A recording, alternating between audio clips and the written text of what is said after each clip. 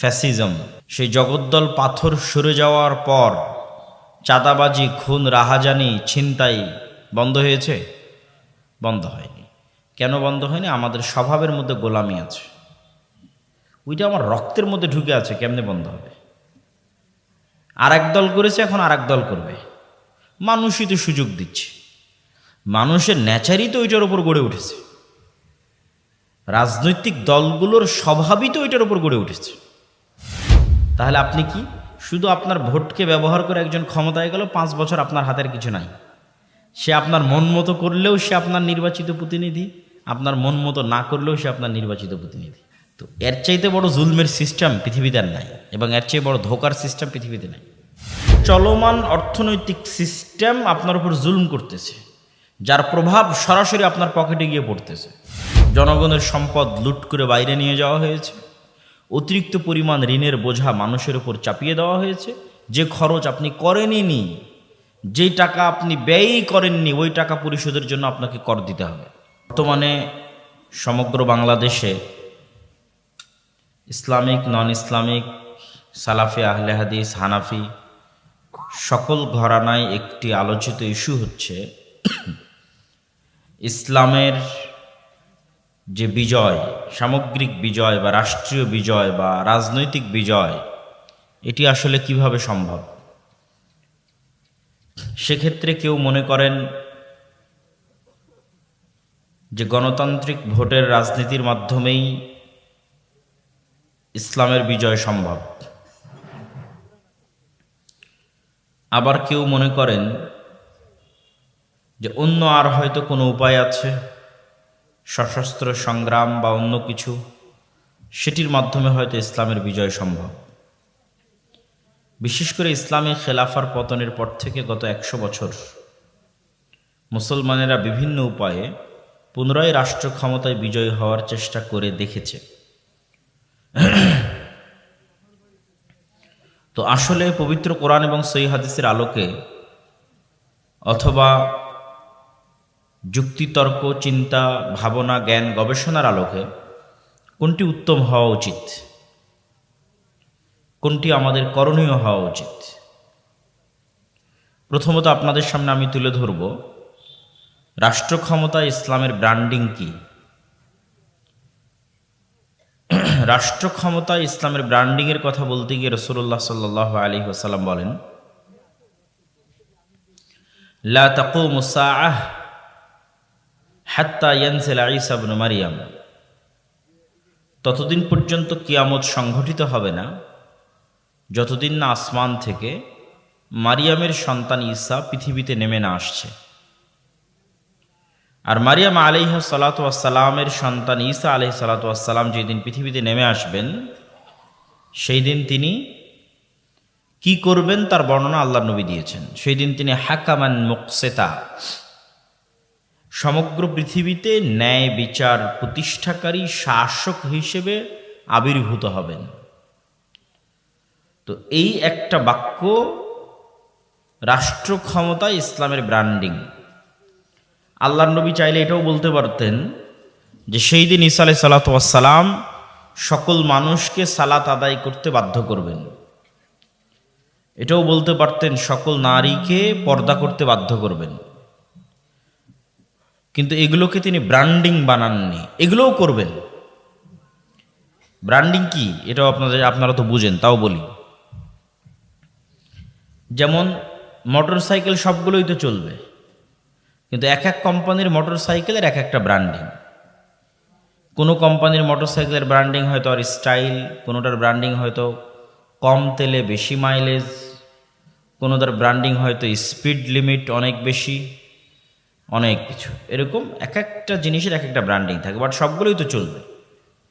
Branding কোনটা, মূল focus কোনটা? তা আল্লাহর নবী বলছেন কিয়ামত ততদিন হবে না যতদিন মারিয়ামের সন্তান ঈসা নেমে না আসছে। আর মারিয়ামের সন্তান ঈসা নেমে এসে কি করবে বলেন তো? সমগ্র পৃথিবীতে কি প্রতিষ্ঠা করবে? ন্যায় বিচার প্রতিষ্ঠা করবে। কি প্রতিষ্ঠা করবে? এটা হলো ব্র্যান্ডিং। কিন্তু আমাদেরকে পাশ্চাত্য মিডিয়া দেখায় রাষ্ট্র ক্ষমতা ইসলাম মানে ওই দেখো নারীদের শিক্ষা বন্ধ করে দিল, রাষ্ট্র ক্ষমতা ইসলাম মানে ওই দেখো দোররা মারা হচ্ছে, ওই দেখো রজম করা হচ্ছে, ওই দেখো গলা কেটে ফেলা হচ্ছে, মানে যত ভীতিকর জিনিস আছে সবগুলো ব্রেনে ঢুকিয়ে দাও, যাতে মানুষ মুসলমান হইলেও যাতে বলে যে না থাক, রাষ্ট্র ক্ষমতা ইসলাম লাগবে না। কিন্তু সে যদি এটা বুঝতো যে বর্তমান রাষ্ট্র ব্যবস্থা তার উপর কি পরিমাণ জুলুম করছে, তার জ্ঞাত এবং অজ্ঞাত উভয় অবস্থায়, এই যে জিনিসপত্রের দ্রব্যমূল্যের দাম বৃদ্ধি, এটি কি জুলম নয়? আপনাদের কাছে এটা জুলম মনে হয় না? জুলম মনে হয় না? এটা জুলম। দিন যত যাচ্ছে দাম বাড়তেই আছে। তাহলে এটা হচ্ছে চলমান অর্থনৈতিক সিস্টেম আপনার উপর জুলম করতেছে, যার প্রভাব সরাসরি আপনার পকেটে গিয়ে পড়তেছে। জনগণের সম্পদ লুট করে বাইরে নিয়ে যাওয়া হয়েছে, অতিরিক্ত পরিমাণ ঋণের বোঝা মানুষের উপর চাপিয়ে দেওয়া হয়েছে। যে খরচ আপনি করেননি, যেই টাকা আপনি ব্যয়ই করেননি, ওই টাকা পরিশোধের জন্য আপনাকে কর দিতে হবে। ওই টাকা এমপি, মন্ত্রী, মিনিস্টাররা সব নিয়ে চলে গেছে দুবাই, আমেরিকা, লন্ডন, বিভিন্ন প্রজেক্টের নামে। আর সেই টাকা পরিশোধ করবেন সুদ সহ, আপনার পকেট থেকে পরিশোধ করা হবে, কিন্তু সরাসরি আপনার পকেট থেকে নেওয়া হবে না। কিভাবে নেওয়া হবে? ইনফ্লেশনের মাধ্যমে, মূল্যস্ফীতির মাধ্যমে জিনিসপাতির দাম বাড়বে। তো আসলে জিনিসপাতির দাম বাড়তেছে না, বরং আপনার পকেট থেকে টাকা কমে যাচ্ছে, টাকার মানটা কমে যাচ্ছে। আগে 100 টাকা দিয়ে যেটা কিনতে পারতেন, এখন সেটা 150 টাকা দিয়েও কিনতে পারতেছেন না। তথা অটোমেটিক 50 টাকা আপনার পকেট থেকে নাই হয়ে গেছে। তো এই যে চলমান সিস্টেমের যে জুলম, এরকম আরো অসংখ্য জুলম আছে। একজন নাগরিক জানেই না তার কি কি অধিকার সে রাষ্ট্রের কাছে পেতে পারে, সে জানেই না। তো এই সকল জুলমগুলো দূর হবে এবং সকল মানুষ ন্যায় বিচার পাবে, সকল মানুষ জাস্টিস পাবে। এটা একমাত্র কে দিতে পারবে? ইসলাম। কে দিতে পারবে? ইসলাম। ডেমোক্রেসি, গণতন্ত্র ইটসেলফ ইনজাস্টিস। মানে ডেমোক্রেটিক যে সিস্টেম, এই সিস্টেমটা নিজেই ইনজাস্টিস। গণতন্ত্রের পক্ষে কখনোই সম্ভব নয় যে মানুষকে সে ন্যায় বুঝিয়ে দিবে। গত 70 বছরও সম্ভব হয়নি, আগামী 500 বছরও সম্ভব হবে না। সেকুলারিজম, লিবারালিজম, সমাজতন্ত্র, সোশ্যালিজম, এগুলো সব ইনজাস্টিস, অন্যায়। এগুলোর পক্ষে সম্ভব নয় যে মানুষকে ন্যায় বুঝিয়ে দিবে। ইসলাম ইটসেলফ জাস্টিস, ইসলাম নিজেই ন্যায়। রাসূলুল্লাহ সাল্লাল্লাহু আলাইহি ওয়াসাল্লাম যখন আইয়ামে জাহিলিয়াতের যুগে প্রেরিত হন, তখন আইয়ামে জাহিলিয়াত বলতে কি পড়েছেন আপনারা? বই, পুস্তক, বক্তব্যে কি শুনেছেন? নারী সন্তানকে জীবন্ত কবরে পুঁতে দেওয়া হতো। মাদকদ্রব্য, জেনা, ব্যভিচার, চুরি, খুন, রাহাজানির অন্ত ছিল না। একটানা 400 বছর যুদ্ধ চলেছে গোত্রে গোত্রে, একটানা 400 বছর, জেনারেশনের পর জেনারেশন হত্যা করতে করতে শেষ হয়ে গেছে।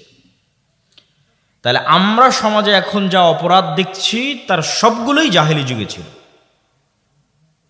হয় এখনকার মতোই ছিল, অথবা এর চেয়ে বেশি ছিল, অথবা আমাদের যুগে বেশি আছে। সেটা সুদ হোক, চুরি হোক, ছিনতাই হোক, ধর্ষণ হোক, হত্যা হোক, খুন হোক, চাঁদাবাজি হোক, যা সব জাহেলি যুগে ছিল। তো আল্লাহর নবী জাহেলি যুগের ওই অন্যায় সমাজে কি দিয়ে ন্যায় বিচার প্রতিষ্ঠা করেছেন? ইসলাম দিয়ে। কি দিয়ে? ইসলাম দিয়ে। কে কালো, কে সাদা, কে কোন গোত্রের, কে কোন বংশের, সকল জাত পাত বর্ণের ঊর্ধ্বে উঠে মানুষকে মানুষ হিসেবে, আদমের সন্তান হিসেবে তার সকল হক বুঝিয়ে দেওয়া, সকল ন্যায় বুঝিয়ে দেওয়ার এক ব্যতিক্রম শাসন ব্যবস্থার নাম হচ্ছে ইসলাম, যার ব্র্যান্ডিং হচ্ছে ন্যায় বিচার, যার ব্র্যান্ডিং হচ্ছে ন্যায়পরায়ণতা। সম্মানিত উপস্থিতি, তো মুসলমানেরা যদি মনে করে যে তাদের রাষ্ট্র ক্ষমতা ইসলাম দরকার, তাহলে আমার ছোট্ট জ্ঞানে, আমার ছোট্ট বুঝে আমি যেটি বুঝি সেটি হচ্ছে, যেখানে ইসলামের ব্র্যান্ডিং ন্যায় বিচার, সেখানে আমি যদি ন্যায়পরায়ণ না হতে পারি, তাহলে আমাকে দিয়ে ন্যায় বিচার প্রতিষ্ঠা হবে? ঈসা আলাইহিস সালাম যদি নিজে অন্যায়পরায়ণ হয়, উনি রাষ্ট্রের ন্যায় বিচার প্রতিষ্ঠা করতে পারবে? পারবে না। তো আমার চিন্তা ভাবনা এবং আমার গবেষণায় বলে যে আমাদেরকে আল্লাহ এখন পর্যন্ত নেতা বানাননি, কেননা আমরা নেতা হওয়ার যোগ্য হতে পারিনি। আমাদের মধ্যে গোলামির স্বভাব বিরাজমান, গোলামি আমাদের রক্তের মধ্যে ঢুকে আছে। সেই গোলামির স্বভাব থেকে বের হয়ে স্বাধীন মানুষ যেভাবে চিন্তা করে, ওই চিন্তা আমরা করতে পারি না, করতে পারিনি, ফলত নেতা হতে পারিনি, নেতৃত্ব দেওয়ার যোগ্য হতে পারিনি, ফলত আল্লাহ আমাদেরকে নেতা বানায়নি। গোলামেরা কি চিন্তা করে? যখন মানুষ জাতিগতভাবে গোলাম থাকে, তখন রুজির জন্য মারামারি করতে হয়, রুজির জন্য কাটাকাটি করতে হয়, না হলে তো না খেয়ে মারা যাবে। এটাই গোলামের স্বভাব।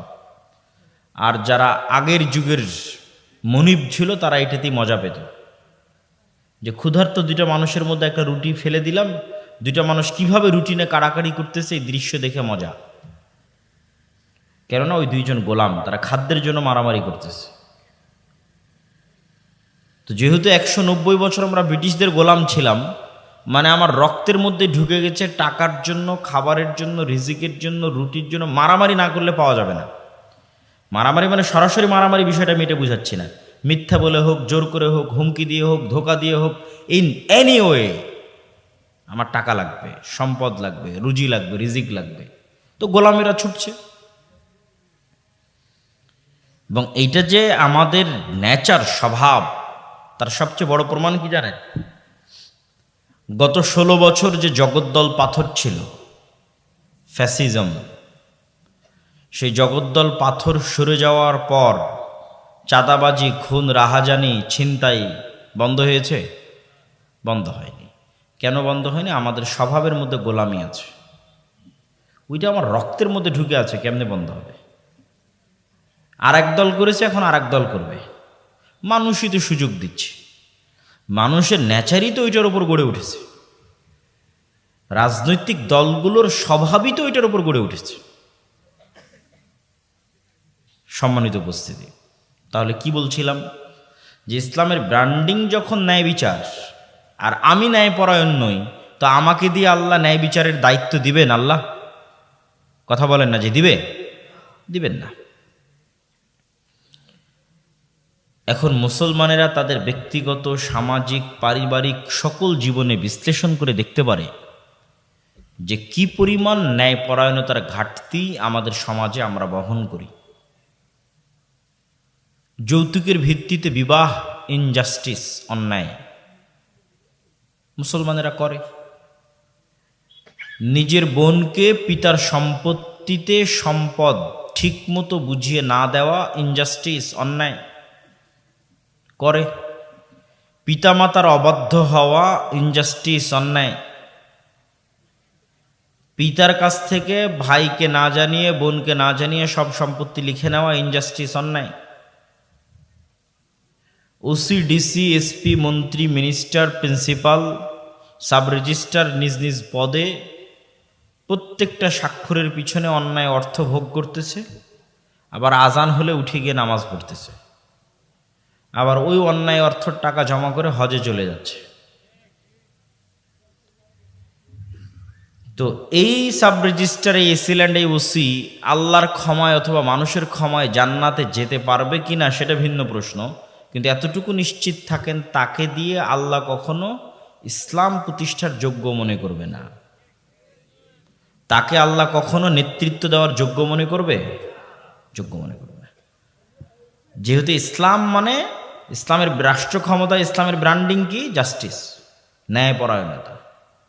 তাহলে ওই মানুষটা তার বোনের সাথে ন্যায়পরায়ণতা করতে পারেনি। হতে পারে নামাজি, হাজি,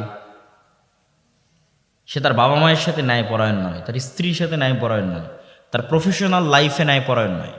বাংলাদেশের প্রত্যেকটা স্কুল কলেজ ইউনিভার্সিটির টিচারেরা হয় দেরিতে আসেন, হয় অনুপস্থিত থাকে, এবং কোনো প্রকার দায়বদ্ধতা নাই। মানে সে তার নিজের পদের জায়গায় প্রফেশনাল লাইফে সে একজন অন্যায়পরায়ণ মানুষ। এই মানুষগুলোকে যদি আল্লাহ রাষ্ট্রের দায়িত্ব দিয়ে দেয়, তো এরা তো গত 16 বছর যা দুর্নীতি হয়েছে তার চেয়ে বেশি দুর্নীতি করবে। এটাকে বিশ্বাস করেন? এটাই বাস্তব। তো ফলত তাদেরকে আল্লাহ সুবহানাহু ওয়া তাআলা ইসলামের নামে রাষ্ট্র ক্ষমতায় যাবে এটার যোগ্য মনে করেন না। আর এটার যোগ্য মুসলমানেরা এখনো হতেও পারেনি। নেতা হতে হলে সেলফ রেসপেক্ট লাগে, আত্মমর্যাদা লাগে। আত্মমর্যাদা সম্পন্ন ব্যক্তি কখনো মিথ্যা বলতে পারে না। আর ডেমোক্রেসির, গণতন্ত্রের কালচারই হচ্ছে মিথ্যা বলতে হবে। মিথ্যা না বললে গণতান্ত্রিক রাজনীতি হয়ই না, হবেও না। আবু সুফিয়ান রাদিয়াল্লাহু তাআলা আনহু তার কাফের অবস্থায় তার চিরশত্রু যাকে তিনি হত্যা করতে চান, মুহাম্মদ সাল্লাল্লাহু আলাইহি ওয়াসাল্লাম সম্পর্কে মিথ্যা বলেননি। কেন বলেননি? এটা তার সেলফ রেসপেক্ট, আত্মমর্যাদা। He is a leader by born, by default leader. জন্মগত নেতা, হতে পারে কাফের, হতে পারে মুশরিক, কিন্তু নেতা জন্মগত। তো নেতা কেমনে মিথ্যা বলে? নেতা মিথ্যা কিভাবে বলতে পারে? তার আত্মমর্যাদা, আত্মসম্মানের সাথে এটা সাংঘর্ষিক। সে আরেকজনকে হত্যা করে ফেলতে পারে যুদ্ধের মাঠে তার পৌরুষত্ব এবং সাহসিকতার কারণে, বাট মিথ্যা বলতে পারে না। মিথ্যা বলা মানে নেতৃত্বের যোগ্যতা শেষ। এখন আপনি মুসলমানদের কাছে ফিরে আসেন। মুসলমানের কাছে সবচেয়ে সহজ পাপ হচ্ছে মিথ্যা বলা। সকাল সন্ধ্যা উঠতে বসতে, খেতে চলতে ফিরতে, কর্মক্ষেত্রে, কাজে, ব্যবসা বাণিজ্যে, সকল জায়গায় মিথ্যা। মিথ্যার উপর দিয়ে আমাদের জীবনটা পরিচালিত হচ্ছে। জন্ম নিবন্ধনের জন্ম তারিখ থেকে শুরু করে, সার্টিফিকেট থেকে শুরু করে, প্রত্যেকটা ধাপে ধাপে আমরা কিসের উপর প্রতিষ্ঠিত আছি? মিথ্যার উপর প্রতিষ্ঠিত আছি। তাহলে কি আল্লাহ আমাদেরকে দিয়ে ইসলামকে রাষ্ট্র ক্ষমতার দায়িত্ব দিবে? আমাদেরকে দায়িত্ব দিলে তো আমরা সাবেক প্রধানমন্ত্রী এবং তার যে 16 বছরের শাসন ছিল তার চাইতে বড় দুর্নীতিবাজ হব হচ্ছে আমরা। অবশ্যই যতই বড় নামাজি, তাহাজ্জুদ গুজার হন না কেন, মিথ্যা আমাদের রক্তের মধ্যে ঢুকে আছে। সুতরাং আমিও রাষ্ট্র ক্ষমতায় গেলে আমিও দুর্নীতিবাজ হব, এটাই ঠিক। এই জন্য আল্লাহ কখনো আমাকে ইসলামের নামে রাষ্ট্র ক্ষমতা দিবে না, ইসলামের দুর্নাম হয়ে যাবে। এবং ইউরোপ এবং আমেরিকায় গিয়ে এই জিনিসটা আমি আরও ভালো রিয়েলাইজেশন করেছি যে মুসলমানেরা কি পরিমাণ মিথ্যা বলতে পারে। পুরো ইউরোপের যাত্রাটা মুসলমানের মিথ্যার উপর দিয়ে পরিপূর্ণ। অনেক হয়তো ইউরোপ আমেরিকায় বসবাসরত ভাইয়েরা মনে কষ্টও পেতে পারেন, কিন্তু এটাই সত্য যে আমাদের ইউরোপ আমেরিকার প্রবেশ থেকে শুরু করে, ইনকাম থেকে শুরু করে, অতিরিক্ত সরকারের কাছ থেকে বেনিফিট নেওয়া থেকে শুরু করে, অ্যাসাইলাম থেকে শুরু করে, ইচ অ্যান্ড এভরিথিং মিথ্যার উপর দাঁড়িয়ে আছে। কিন্তু সে মুসলমান, হাজি, নামাজি, উমরাকারী, এভরিথিং। তাহলে এই মুসলমান হচ্ছে গোলাম মুসলমান, কেননা তার নেচারের মধ্যে গোলামি আছে। সুতরাং তার দ্বারা নেতৃত্ব হবে না, স্বাধীনতা হবে না। এখনই আপনি চোখের সামনে দেখতে পাচ্ছেন গত 16 বছর একদল চাঁদাবাজি করলো, এখন আর এক দল করতেছে। কেন? নেচারের মধ্যে গোলামি আছে, রক্তের মধ্যে গোলামি আছে। তাহলে যতক্ষণ আমরা নিজেরা নিজের থেকে সংশোধন না হচ্ছি, ততক্ষণ আল্লাহ আমাদের সংশোধন করে দিবে? এটা কোরআনের আয়াত। আল্লাহ সুবহানাহু ওয়া তাআলা ততক্ষণ পর্যন্ত ওই কওমকে পরিবর্তন করেন না যতক্ষণ না তারা নিজেরা সংশোধিত না হয়। তাহলে আপনি যদি বলেন রাষ্ট্র ক্ষমতা ইসলাম লাগবে, তো যতই উমুকের চরিত্র ফুলের মতো পবিত্র বলেন, যতই স্লোগান দেন, যতই ভোট করেন, ওই ইসলামী দলের মধ্যেই তো ন্যায় নাই। কিসের রাষ্ট্র ক্ষমতা ইসলাম প্রতিষ্ঠা করবে? তো বলেন এত বড় কথা কেমনি বললেন? জি, আপনি যান, পরীক্ষা করেন যে আমির ওই কর্মীকেই পদ দিয়ে রেখেছে যে বেশি চামচামি করেছে, আর যেই কর্মী বেশি কাজ করেছে ওকে বের করে দিয়েছে। তাহলে আমির কি তার দলে ন্যায় প্রতিষ্ঠা করতে পারলো? কথা বলেন না যে তার দলে ন্যায় প্রতিষ্ঠা করতে পারলো? তাহলে সে রাষ্ট্রের ন্যায় প্রতিষ্ঠার যোগ্য না অযোগ্য? অযোগ্য। শেষ। তো কিসের ভোট দিবেন, কিসের রাজনীতি করবেন? আর কিসের গণতন্ত্র করে, কিসের মুখরোচিত ফুলের মতো পবিত্র। আপনি তো মূল বেসিক যে শর্ত সেটাই পূরণ করতে পারেননি রাষ্ট্রে ইসলাম প্রতিষ্ঠা করার জন্য। কারণ রাষ্ট্রে ইসলামের ব্র্যান্ডিং নাই, পরায়ণতা, ওইটার চর্চা যতক্ষণ আমাদের ব্যক্তিগত সমাজ, ফ্যামিলি এই জায়গাগুলোতে না হওয়া শুরু হবে, ততক্ষণ আমরা নেতা হওয়া শুরু হতে পারবো না। মুসলমানেরা নিজে থেকে নেতা হওয়া শুরু হতে পারবে না। মুসলমানেরা নেতা হওয়া শুরু হবে যেই দিন থেকে সত্য বলতে পারবে, ন্যায়পরায়ণ হতে পারবে, ওই দিন থেকে নেতা হওয়া শুরু, স্টার্ট। সে স্ত্রীর প্রতি ন্যায়পরায়ণ, পিতামাতার প্রতি ন্যায়পরায়ণ, বোনের প্রতি ন্যায়পরায়ণ, মানে ফ্যামিলিতে নাও হি ইজ এ লিডার। এখন সে নেতা, সে সত্য বলে, আল্লাহর দৃষ্টিতে সে একজন যোগ্য নেতা। ধীরে ধীরে সে তার প্রফেশনাল লাইফে যাবে, তার সমাজে যাবে, আরেকটু উপরে উঠবে। চোখের সামনে যেখানে অন্যায় হবে, ইনজাস্টিস হবে, বাধা দিবে, মিথ্যা হবে, বাধা দিবে, ধীরে ধীরে নেতা হবে। যখন একবার সে নেতৃত্বের যোগ্যতার পরীক্ষায় আল্লাহ সুবহানাহু ওয়া তাআলার কাছে পাশ হয়ে যাবে, তখন আল্লাহ সুবহানাহু ওয়া তাআলা কীভাবে তাকে রাষ্ট্রের নেতৃত্বের দরজা খুলে দিবেন, রাষ্ট্রের নেতৃত্বের দরজা তার জন্য উন্মুক্ত করে দিবেন, ও নিজেও বুঝতে পারবে না। কিন্তু ওই নেতৃত্ব নেওয়ার যোগ্য হতে হবে। আর ওই যোগ্যতার মূল যাত্রাটা শুরু হবে সত্য বলা, ন্যায়পরায়ণ হওয়া, যা পৃথিবীর সকল নবীর বৈশিষ্ট্য। কেননা পৃথিবীর সকল নবী নেতা, লিডার। ইব্রাহিম আলাইহিস সালাতু ওয়াস সালাম, মুসা আলাইহিস সালাতু ওয়াস সালাম, মুহাম্মদ সাল্লাল্লাহু আলাইহি ওয়াসাল্লাম সবাই লিডার, ইউসুফ আলাইহিস সালাতু ওয়াস সালাম সবাই লিডার, দাউদ, সুলাইমান। রাষ্ট্রের ক্ষমতা পান অথবা না পান, কিন্তু লিডার। নেতৃত্ব দেওয়ার যোগ্যতা আছে। নেতৃত্ব দেওয়ার যোগ্যতার জন্য সত্যবাদিতা, ন্যায়পরায়ণতা, আমানতদারিতা লাগবেই।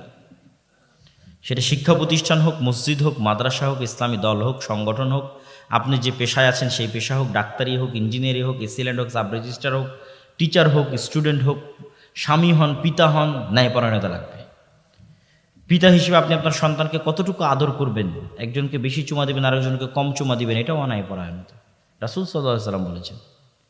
একের অধিক স্ত্রী থাকবে, উভয় সকলের প্রতি ন্যায়পরায়ণ কিনা, এটাই আপনার ভাগ্য নির্ধারণ করবে কিয়ামতের মাঠে।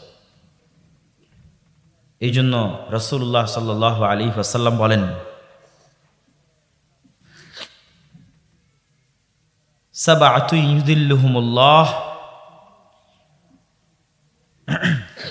ইয়াওমা লা দিল্লা ইল্লা দিল্লুহ। 7 শ্রেণীর মানুষকে আল্লাহ সুবহানাহু ওয়া তাআলা বিশেষ ছায়া দিবেন কিয়ামতের মাঠে। তাদের মধ্যে 1 নম্বর, সর্বপ্রথম যাদেরকে স্থান দেওয়া আছে সেটা হচ্ছে ইমামুন আদিল, ন্যায়পরায়ণ, দায়িত্বশীল। মানে আর যত নফল ইবাদত আছে সবগুলোকে ছাড়িয়ে গেছে।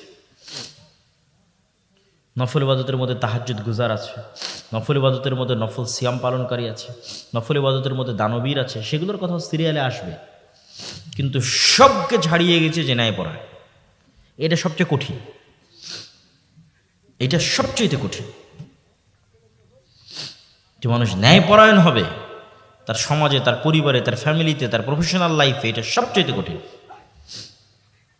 তো ন্যায়পরায়ণ, দায়িত্বশীল 1 নম্বরে চলে গেছে।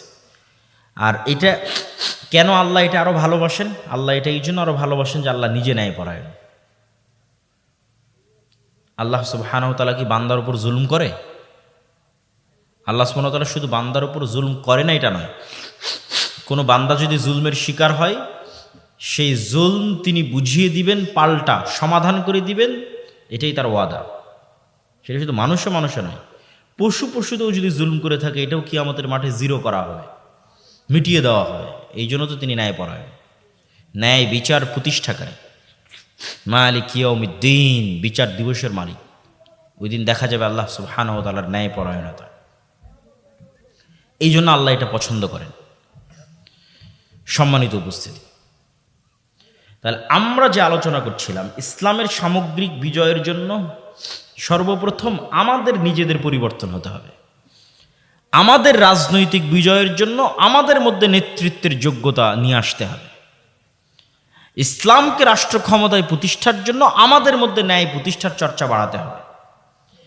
এই ন্যায় প্রতিষ্ঠার চর্চা বাড়ানোর কথা বলতে গিয়ে আরেকটি কথা আপনাদেরকে বলি। আমরা সব সময় মনে করেছি কি মসজিদ মানে শুধু সালাতের দাওয়াত হবে, সিয়ামের দাওয়াত হবে, ইফতারি হবে। এই টেন্ডেন্সি থেকে বের হয়ে আসতে হবে।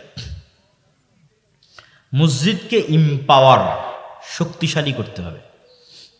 মসজিদ এবং মসজিদের ইমাম এবং মসজিদের কমিটির পাওয়ার বাড়াতে হবে।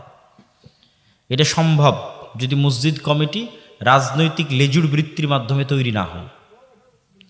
আর যদি মসজিদ কমিটি রাজনৈতিক লেজুর বৃত্তির মাধ্যমে তৈরি হয় তাহলে জীবনও সম্ভব হবে না। তাহলে মসজিদের পাওয়ার কিভাবে বাড়বে? মসজিদ অন্তত তার এরিয়ায়, তার গ্রামে, তার এলাকায় অসংখ্য অন্যায় কাজে বাধা দিতে পারে। তার সক্ষমতা অনুযায়ী অসংখ্য অন্যায় কাজে বাধা দিতে পারে। ইমাম সাহেব এলাকার যুবকদের নিয়ে যদি একটা টিম করে শুধু সালাত, সিয়াম, হজ, জাকাতের দাওয়াত না দিয়ে বলে আজকে থেকে আমাদের দাওয়াতে আর একটা জিনিস যুক্ত করে দিলাম, সেটা হচ্ছে এই এলাকায় কোনো চাঁদাবাজি চলবে না, এই এলাকাতে যৌতুকের ভিত্তিতে কোনো বিয়ে চলবে না,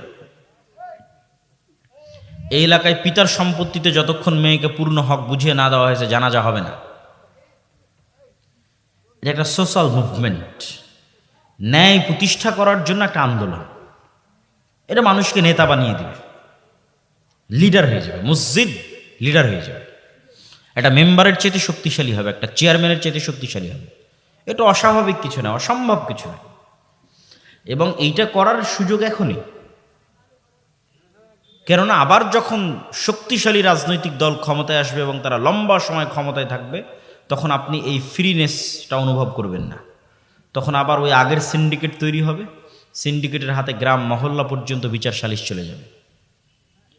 আর যদি মসজিদ থেকে শুরু করে দিনী প্রতিষ্ঠান থেকে শুরু করে যুবক, স্টুডেন্টস, তাদের টিমগুলো দাঁড়ায় এইভাবে যে তারা সমাজে ন্যায় প্রতিষ্ঠার জন্য আন্দোলন করবে, সমাজে ইনজাস্টিসকে বন্ধ করবে। যেমন আমাদের বর্তমান সমাজগুলোতে সবচেয়ে বড় ইনজাস্টিস কি হয়? ক্ষুদ্র ঋণ। সবচেয়ে বড় ইনজাস্টিস সুদী ক্ষুদ্র ঋণ। এটা সবচেয়ে বড় অন্যায়, জুলম, অত্যাচার।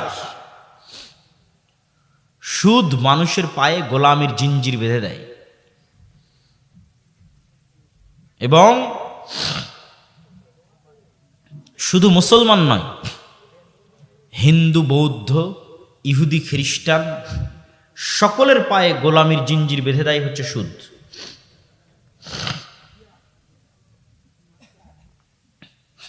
তো এই জন্য আমাদের একটা সোশ্যাল মুভমেন্ট, সামাজিক আন্দোলন থাকা উচিত।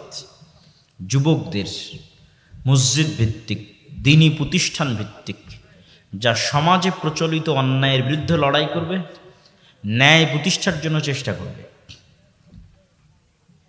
এবং এইরকম কোনো এক মানুষের মাধ্যমেই যে এরকম ন্যায় প্রতিষ্ঠায় সচল হবে, ন্যায় প্রতিষ্ঠায় সচেতন হবে, নিজে ন্যায়পরায়ণ হবে, এরকম কোনো মানুষের হাতে আল্লাহ সুবহানাহু ওয়া তাআলা রাষ্ট্র ক্ষমতা দিয়ে দিবেন। কিভাবে দিবেন তা আল্লাহ সুবহানাহু ওয়া তাআলা জানেন, কিন্তু এর চেষ্টা আমাদের করতে হবে এবং এই চেষ্টা করার সুযোগ এখনই। মসজিদের পাওয়ার বাড়াতে হবে এবং সমাজে প্রচলিত অন্যায়ের বিরুদ্ধে লড়তে হবে। অন্যায় মানে আমরা যে গুনাহ এবং পাপ বুঝাই সেটা বলতেছি না, মানুষের সাথে যে অন্যায় হচ্ছে সেটা, মানুষের সাথে অন্যায় হচ্ছে, ওইটার বিরুদ্ধে লড়তে হবে। এবং এটা সহজ, কঠিন কোনো কাজ নয়। এটা উদ্যোগ নিতে হবে, চেষ্টা করতে হবে। আল্লাহ সুবহানাহু ওয়া তাআলা আমাদের তৌফিক দান করুক, বলেন আল্লাহুম্মা আমিন। সম্মানিত উপস্থিতি, আমাদেরকে আরো একটি বিষয় এটির সাথে যেটি আমি যুক্ত করতে চাই, সেটি হচ্ছে শক্তিশালী প্রতিষ্ঠান।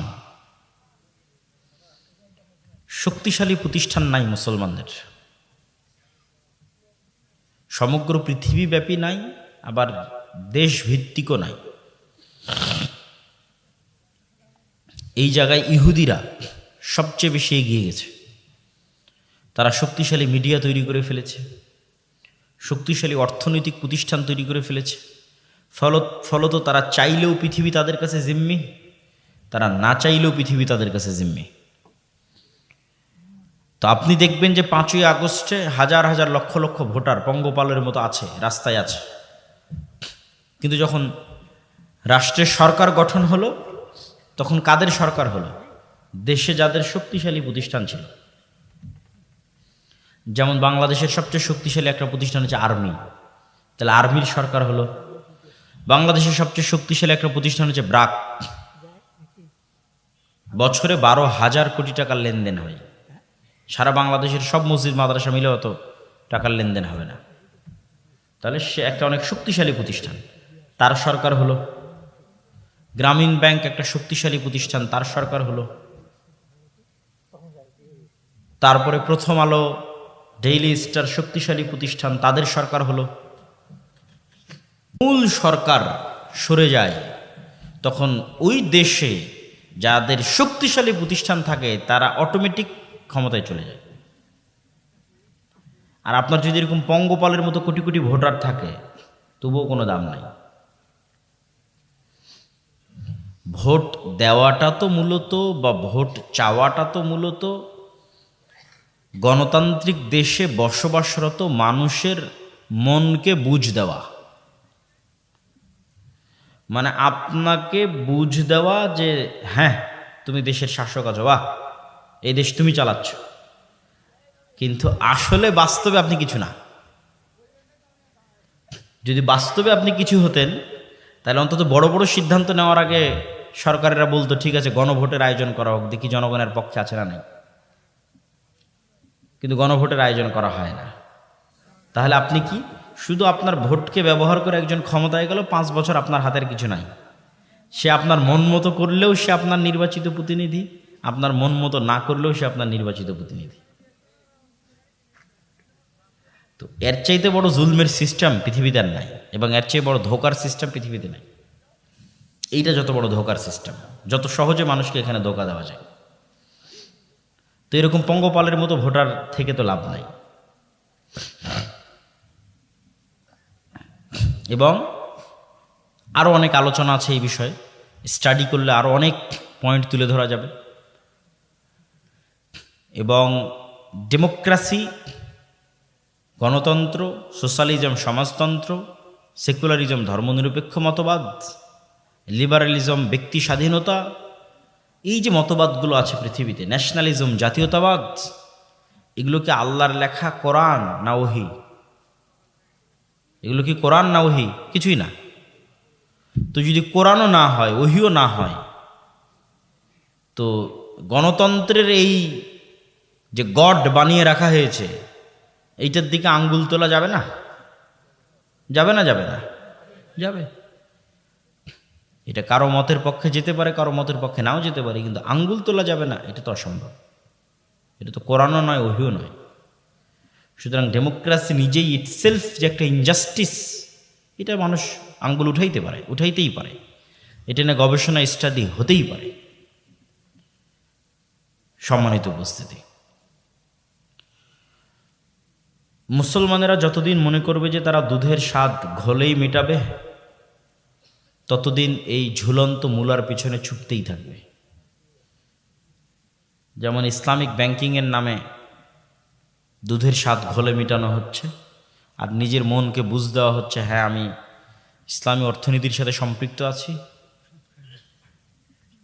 ঠিক যতদিন মুসলমানেরা মনে করবে হ্যাঁ গণতন্ত্রের মাধ্যমে আমরা ইসলাম প্রতিষ্ঠা করে ফেলবো, তো এই ঝুলন্ত মূলার পিছনে ছুটতেই থাকবে আর দুধের স্বাদ ঘোলে মেটাতেই থাকবে।